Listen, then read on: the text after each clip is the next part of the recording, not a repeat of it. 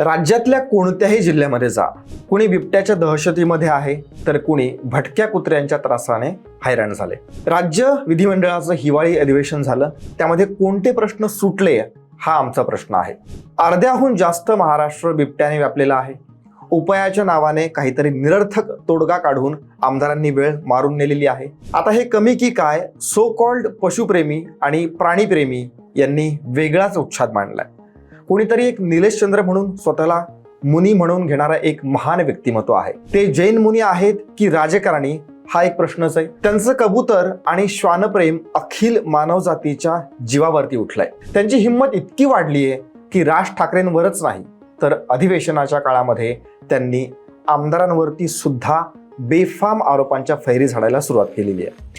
म्हणजे कुत्री, बकरे, बिबट्या, शेळ्या हे सगळं राहू द्या बाजूला, आधी असल्या प्रवृत्तींना आवरा असं म्हणायची वेळ आली आहे. प्राणी आणि पशुप्रेमाच्या आडून काय सुरू आहे नेमकं या व्हिडिओमध्ये आपल्याला बघायचंय, सविस्तर विश्लेषण करायचं आहे. त्यामुळे व्हिडिओ पूर्ण पाहून तुम्हाला काय वाटतंय या सगळ्या वादाबद्दल ते कमेंट करून सांगा. सोबतच व्हिडिओला लाईक, शेअर आणि चॅनलला सबस्क्राईब सुद्धा करा. नमस्कार, मी प्रदीप. मूड फ्रेश करणाऱ्या मराठी मूडमध्ये आपल्या सगळ्यांचं स्वागत. भटक्या कुत्र्यांचे नागरिकांवरती हल्ले हा विषय आपल्याकडे तसा नवीन नाहीये, पण आता चावा नाही तर थेट जीव जाण्याची परिस्थिती नागरिकांच्या वरती ओढवलेली आहे. बिबटे मानवी वस्तीत नुसते बिनधास्तपणे फिरतच नाहीयेत तर जीव सुद्धा घेत आहेत. गंभीर जखमी होण्याचा प्रकार जो काही आहे तो वाढलेला आहे. पण हे सगळं सहन करा यावरती काहीही उपाय नाहीये असं जर का आम्ही म्हटलं तर आम्ही असं का म्हणतोय, आधी ह्या सगळ्या प्रतिक्रिया बघा आणि मग तुमच्या प्रतिक्रिया तुम्ही द्या. समजा आपण प्रस्तावित जर 4 लोकांचा मृत्यू झाला तर त्याच्या पायी राज्य शासनाला 1 कोटी रुपये द्यायला लागतात. मी असं म्हटलं की 4 लोकांचा मृत्यू होणार आहे लक्षात घेऊन तुम्ही 1 कोटी रुपयाच्या शेळ्या तुम्ही त्याच्यात बेल्ट बांधा ते जंगलामध्ये सोडा. म्हणजे कमीत कमी त्या ठिकाणी ते जसं गावामध्ये नंदी असतो तो देवाचा नंदी, तशा प्रकारच्या शेळ्या, ह्या शेळ्यांचा बचाव तुम्ही करा, त्यांना तुम्ही खाऊ नका.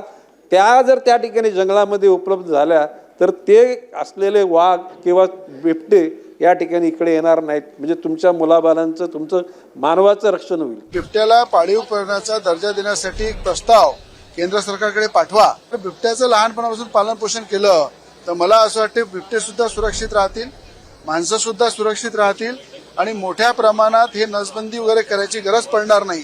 हे आपले लोकप्रतिनिधी हे काय करतायत, बोलतायत तुम्ही आत्ताच ऐकलं. काही दिवसांपूर्वी गणेश नाईक यांनी बिबट्याला दिसता क्षणी गोळ्या घालण्याबाबतचं विधान केलेलं. पण वाईल्ड लाईफ प्रोटेक्शन ऍक्ट 1972 नुसार हिंस्र प्राण्यांच्या बाबतीत काही नियम आहेत.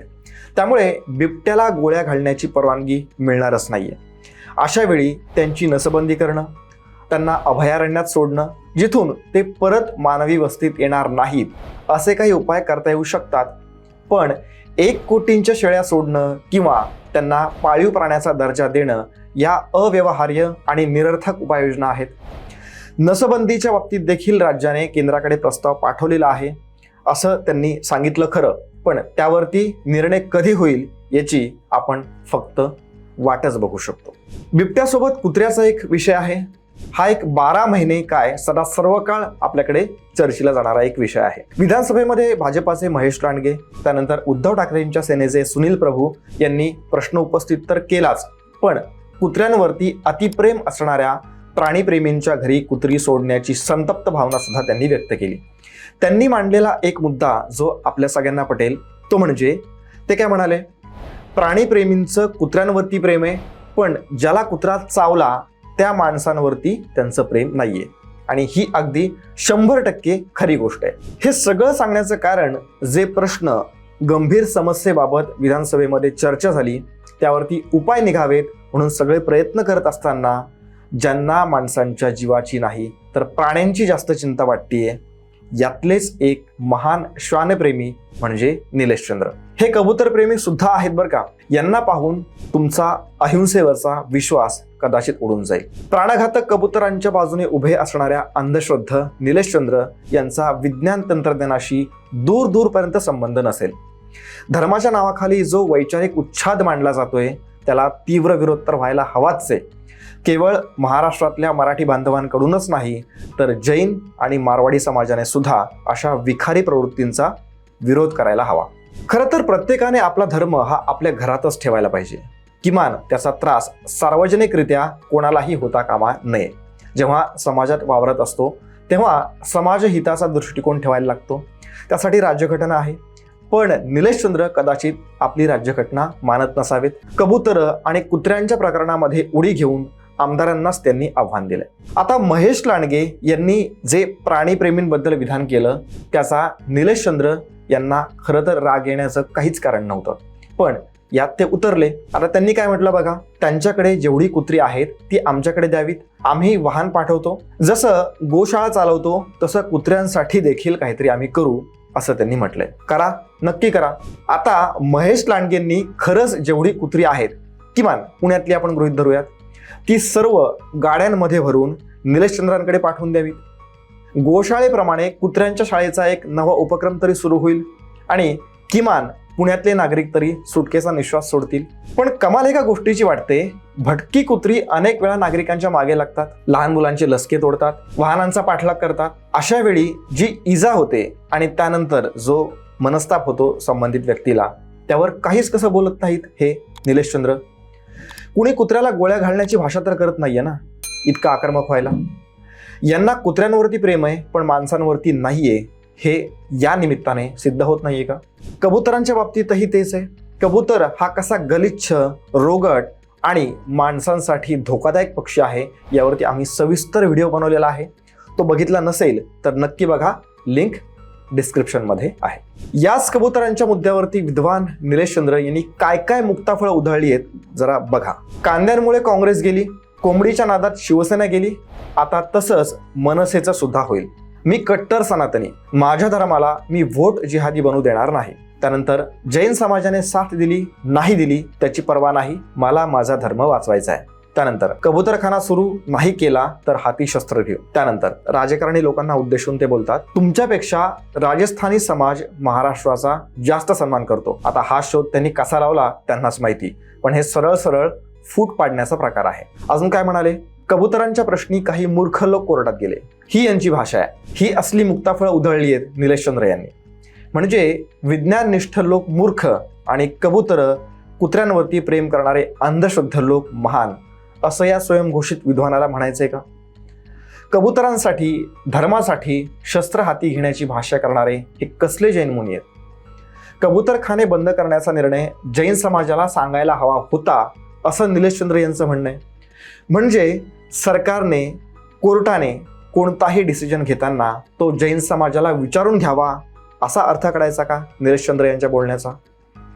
प्राणीमात्रांवरती दयाभाव दाखवावा या मताशी असहमत असण्याचं खरं तर काहीच कारण नाहीये. पण माणसाला धोका पोहोचवणाऱ्या पशु आणि प्राणीमात्रांच्या बेसुमार वाढीवरती कंट्रोल सुद्धा करायचं नाहीये का? जैन धर्मामध्ये कबूतर, कुत्री आणि एकूणच प्राणीमात्रांवरती दयाभाव दाखवण्याची शिकवण असेल तर सर्व पशुपक्ष्यांसाठी, कुत्र्यांसारख्या प्राण्यांसाठी प्रत्येक जैन धर्मीय स्वतःच्या जागेमध्ये याची व्यवस्था का करत नाही हा प्रश्न आहे. समाजातल्या इतर घटकांना त्याचा काडीचाही त्रास होता कामा नये याची हमी देणार आहेत का निलेशचंद्र? मी कट्टर सनातनी, मी धर्माचा पालक म्हणणाऱ्यांनी घटनेतल्या तत्वांचा देखील पालन करायला शिकलं पाहिजे. धार्मिक भाषिक वादात पडून शांतता भंग करण्याचा अधिकार इथे कोणालाही नाहीये याचं भान निलेशचंद्र यांनी ठेवलं पाहिजे. आता कोण आहेत निलेशचंद्र नजर टाकूयात. दादरच्या कबूतरखान्यामुळे प्रसिद्धीच्या झोतात आलेले निलेशचंद्र हे मूळचे अमरावती जिल्ह्यातले, नागपूरला स्थायिक असलेले. म्हणजे त्यांचं कुटुंब हे नागपूरला असतं. वयाच्या 5व्या वर्षी ते जैन मुनींच्या संपर्कात आले आणि 7व्या वर्षी त्यांनी दीक्षा घेतली. राजस्थान, तेलंगणासह विविध ठिकाणी वास्तव्य त्यांनी केलं. त्यानंतर बजरंग दल, विश्व हिंदू परिषदेसाठी त्यांनी काम केलं. तब्बल 30 वर्षानंतर ते जन्मभूमी अमरावतीला गेले. दादरच्या कबूतरखान्याच्या बंदीचा निर्णय झाल्याच्या नंतर त्यांनी या निर्णयाला तीव्र विरोध केला. हा विरोध करता करता वादग्रस्त भूमिका ते घेत गेले. राज ठाकरेंनाही त्यांनी आव्हान दिले आणि आता BMC निवडणुकीच्या पार्श्वभूमीवरती पराभूत व्हाल असा इशारा देखील त्यांनी राज ठाकरे यांना दिलेला आहे. त्यांच्या भूमिकेमुळे समाजामध्ये अशांतता पसरतीये. त्याला कसा आवर घालायचा हे राज ठाकरे असो किंवा मग राज्य सरकार यांनीच ठरवायचंय. बाकी भटक्या कुत्र्यांचा आणि अलीकडेच जीव घेण्या बिबट्याचा प्रश्न कधी सुटतो याची वाट बघण्याखेरीज आपल्याकडे कुठलाही मार्ग नाहीये. पण एकूणच या सगळ्या मुद्द्यावरती, या सगळ्या बटबटीत राजकारणावरती तुमचं काय मत आहे आम्हाला कमेंट करून नक्की सांगा. या व्हिडिओमध्ये इतकंच. जय हिंद, जय महाराष्ट्र.